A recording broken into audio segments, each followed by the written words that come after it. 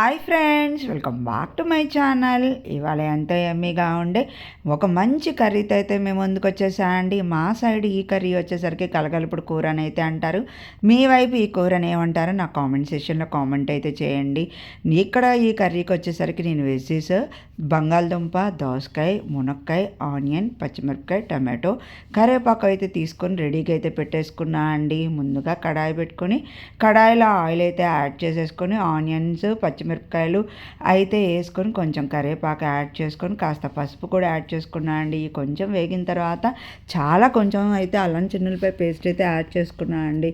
ఇవన్నీ మంచిగా వేగిన తర్వాత మీకు చెప్పిన వెజిటేబుల్స్ ఉన్నాయి కదా, అన్నీ అందులో పెట్టేసేసుకొని స్టవ్ సిమ్లో పెట్టుకుని మంచిగా మగ్గ పెట్టుకున్నా అండి. ఇవన్నీ మగ్గిన తర్వాత మన టేస్ట్కి తగ్గ ఉప్పు కారం అందులో ప్లేస్ చేసుకొని టీ గ్లాస్ కన్నా కొంచెం తక్కువ వాటర్ అయితే యాడ్ చేసుకొని దగ్గరికి వచ్చే వరకు ఉంచేసి వేయండి. చపాతీలోకి రైస్లోకి సూపర్.